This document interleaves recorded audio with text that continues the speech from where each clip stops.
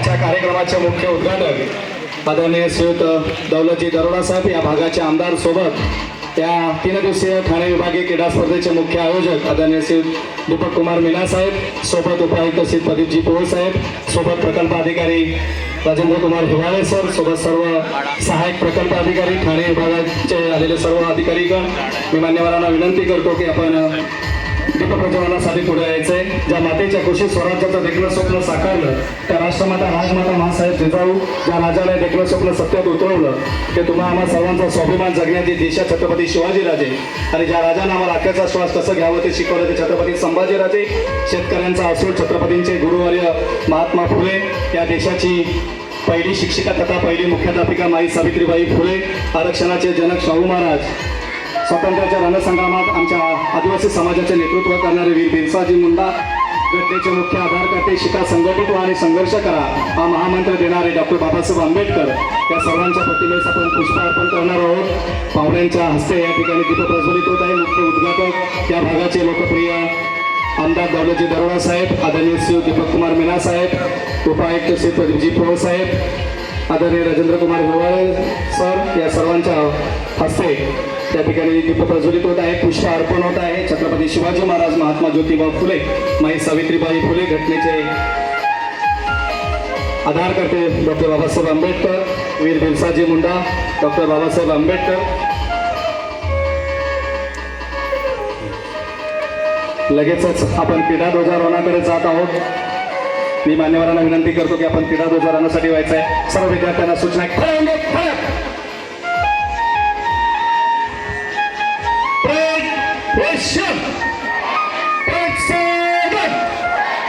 आजच्या या 3 दिवसीय विभागीय क्रीडा स्पर्धेचे मुख्य उद्घाटक या भागाचे लोकप्रिय आमदार आदरणीय श्री दौलतजी दरोडा साहेब या 3 दिवसीय क्रीडा स्पर्धेचे मुख्य आयोजक आमचे पालक मार्गदर्शक भारतीय प्रशासन सेवेच्या माध्यमातून आम्हाला मार्गदर्शक असणारे प्रेरणादायी असणारे दीपक कुमारजी मीना साहेब यांच्या शुभ हस्ते ध्वजाचं रोहन होत आहे। त्या 3 दिवसीय विभागीय क्रीडा स्पर्धेचं ध्वजारोहण होत आहे। लगेचच पाहुण्यांना त्याच ठिकाणी आमच्या संचलनाच्या माध्यमातून मानवंदना देण्यात येईल। ही मानवंदना देण्यासाठी सर्वप्रथम आपल्या समोर येईल तो आमचा सागरी डोंगरी आणि नागरी अशी संपत्ती लाभलेला समुद्राच्या काठी वसलेला आमचा डहाणू प्रकल्प जो गेल्या वर्षीचा गतविजेता संघ आहे हा पाहुण्यांना मानवंदनासाठी वंदना देण्यासाठी पुढे येत आहे।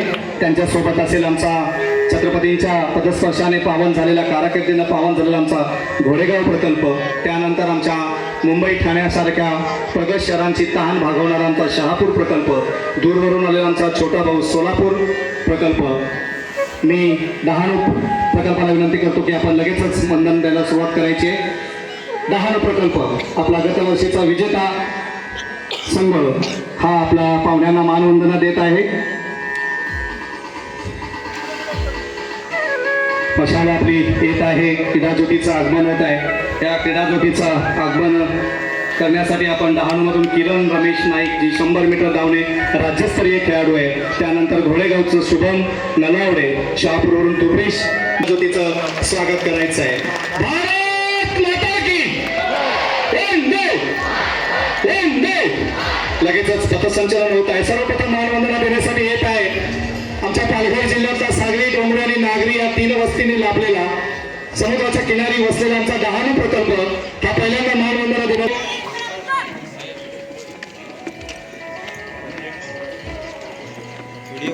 त्यानंतर त्यांच्या मागे येते आमची पिवळी टोपी परिधान केलेला घोडेगाव संघ ज्यामध्ये आमचा छत्रपतींचा जन्म असलेला पुणे जिल्हा आणि हा घोडेगाव संघ आपल्या समोर इथे पाहुण्याला मानवंदना देतोय। पिवळ्या रंगाची टोपी परिधान केलेला हा संघ आपल्या समोर छानशा आकर्षक ड्रेस कोड मध्ये पाहुण्याला मानवंदना देतो। त्यांच्या मागे येणारा यजमान संघ ठाणे आणि मुंबई सारख्या प्रगत शहरांची तहान भागवणारा तालुका म्हणून ज्या तालुक्यात पाहिलं जातं तो आमचा शहापूर प्रकल्प यजमान संघाची जबाबदारी पार पडत पाहुण्यांना छानशी वंदना देतो।